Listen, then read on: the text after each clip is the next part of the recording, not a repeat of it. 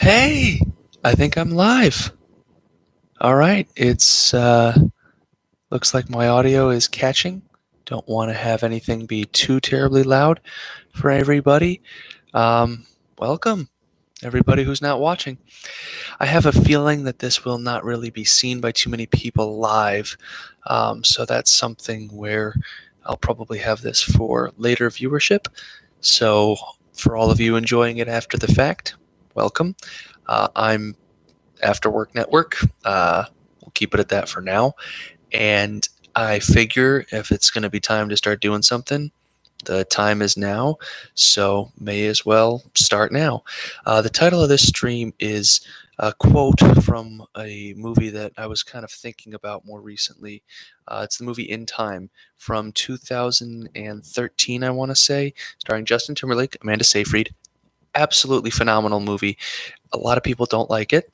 That's probably why I like it, but it is something where it there was a line said by somebody in there. I guess I'll run down a quick synopsis of the movie.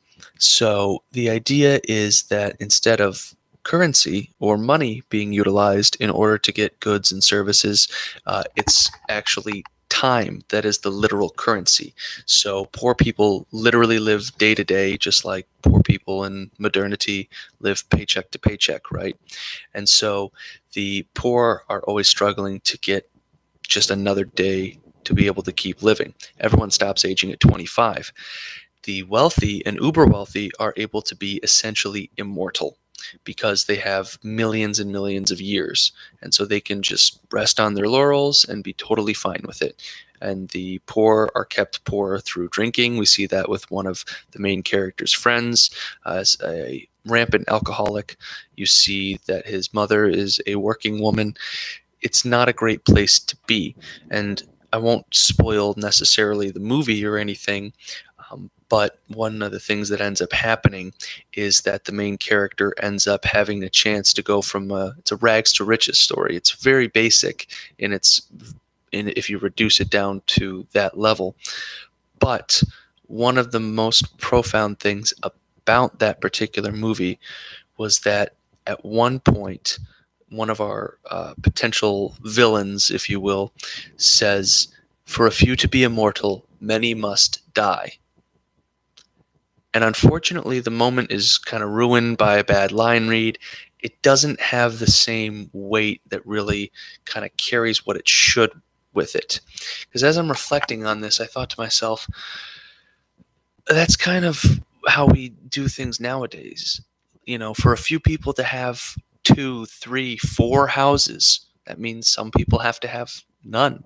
For some people to have tens of thousands of dollars, hundreds, millions even, that means others have to go without. And I think that's something that doesn't get explored enough as we start talking about these things. Now you're going to say, "Oh, of course it's explored. People do that all the time." It's literally, you know, the whole working class versus the rich. It's a very common story. It's basically a tired trope at this point. But one of the things that the movie does a very good job of is that it puts it in context that these people are literally dying. They are living day to day, and their entire situation could easily be made better by these people giving up just a smidge of their time. And that time is precious to them because they want to be able to live for millions of years. But for what? They live so safely. They live in abject fear of death. Meanwhile, it's a commonplace occurrence amidst the people who are working class.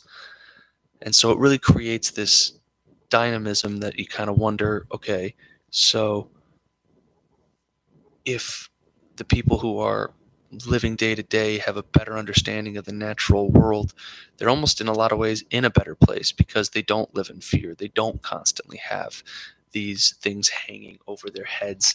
They are doing what they can with what they have.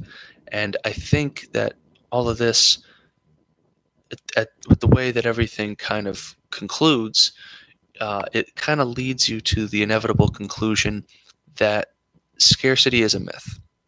And it's a myth created by people who have a lot, people who use and abuse their power, their money, their resources for, whether unwittingly or not, it's all selfishness.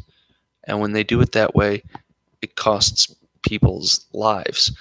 And so when it talks about how there has to be, many have to die, it's basically the same zero sum game in our actual world where people are saying, you know, for a few people to be rich, a ton of people have to be poor. That's not the case. Nobody should be rich if even one person has to be living in abject poverty. But we haven't gotten to that point yet. And then, of course, the inevitability that people then jump to is, oh, so then communism? I don't know. I don't know, honestly. I can't say no. I can't say yes emphatically. I do think that in some ways it can be better, and in a lot of ways it can be worse. But it depends on what your objective is and what your goal. The key is that as people, we're always going to have wickedness amongst us. We'll always have people looking to be um, taking advantage. And you're never going to eradicate that. Um, you're never going to eradicate that some people want to have more, and that will always just be strivers, people that are going to be doing more just because they can. So, not the most exciting first live stream, but I've been going for almost 7 minutes now. So hopefully this has been more than just the ramblings of a madman. I hope you guys have found it somewhat enjoyable. Would love to be able to hear any feedback. Uh, Otherwise, I guess I'll sign off for now. Thank you so much, YouTube, for letting me go live, and I will see you all later.